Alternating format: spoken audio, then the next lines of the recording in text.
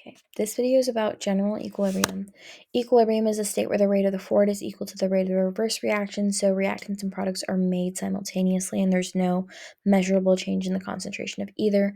We can use the equilibrium constant to express the relationship between products and reactants at equilibrium, which is found through this equation, which is products over reactants all raised to their stoichiometric coefficients. And we can use ice tables to find the equilibrium conditions that we plug into this equation. For Kc, we would use molarities or concentrations, and for Kp, we would use partial pressures. Le Chatelier's is basically saying that when a change is made to a system at equilibrium, it offsets equilibrium, and we need to shift the reaction in a way that would counteract that change in order to reestablish equilibrium. Here are some equilibrium graphs. The top right is probably what you would see the most of on the AP exam. And it's basically applying Le Chatelier's to these graphs. So say it was the forward reaction, which is N2 plus H2 equals NH3, which isn't balanced, but that's fine. You get the idea. Basically, if you increase the concentration suddenly of N2, you're going to increase the amount of reactants. And in order to offset that change, you need to shift the reaction to the right and make more products, which is why the concentration of NH3 is increasing. H2 is decreasing because there's no change in concentration right here. And in order to shift the reaction to the right and make more products, you need to use up the H2 to make the NH3, which is why that's decreasing. Here's the FRQ. I'm not going to read it out because I don't have time, but you can pause if you want. The first question is asking what the pressure is in the bulb if no dissociation of sulfuryl chloride has occurred. So this is basically just saying that there's no reaction happening yet.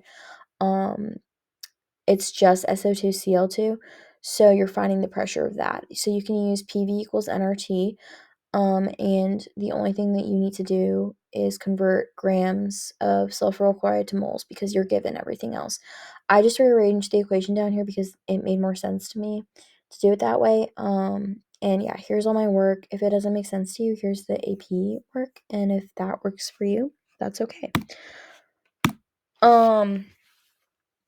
The second question is asking when the system is at equilibrium, the total pressure is 1.43 atm, so it's asking you to find the partial pressures of everything. So as I wrote out here, the partial pressures of each thing should add up to the total pressure.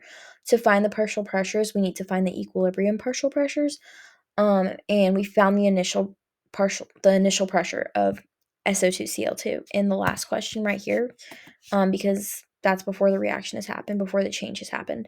And so you basically do the whole ice table thing, you get these equilibrium pressures, and you can plug them directly into this equation, or substitute them, I guess, and you find X, that's equal to the partial pressure of both SO2 and Cl2, and then you do 0.8005 minus X for SO2-Cl2.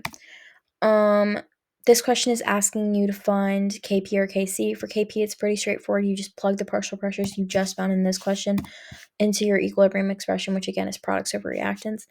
For Kc, it's a little more complicated. From A, we know that we have 0.026 moles of sulfuryl chloride initially before any reaction has happened.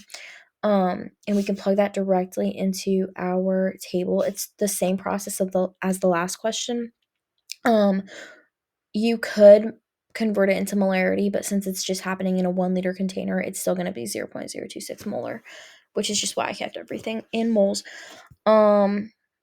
Basically, you do your whole ice table thing, you get these equilibrium moles, and you can do the same thing. You can plug them into total moles. To find total moles, I use PV equals nRT again. I rearranged it to give me N, and then I used everything they gave me in the question to find the total moles, which is 0.0464. And that total amount of moles should be equal to all of the moles added up. I accidentally wrote it twice, but basically you can substitute these equilibrium moles into this equation, and you should get X, and then you can plug all your values in to the equilibrium expression to find Kc. For this question, it's asking if the temperature was raised to 500 Kelvin, what effect would this have on the equilibrium constant? So if the temperature is increased, we're increasing the reactants because the question tells us the reaction is endothermic. According to Le Chatelier's, if we increase the reactants, we need to shift the reaction to the right in order to counteract this change. So that's basically saying that our reaction is product favored. We're making more products. And this would make K increase because if you think about the equilibrium expression, which is products over reactants, if there's more products, a bigger numerator, you're basically increasing your equilibrium constant.